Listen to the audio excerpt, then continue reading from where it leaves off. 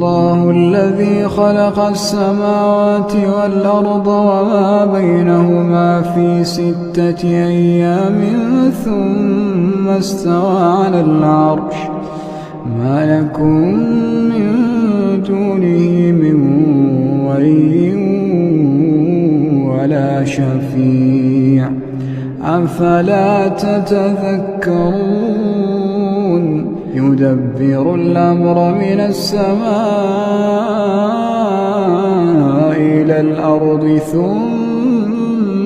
يعرج إليه في يوم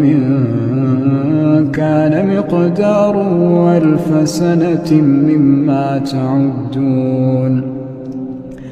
ذلك عالم الغيب والشهادة العزيز الرحيم.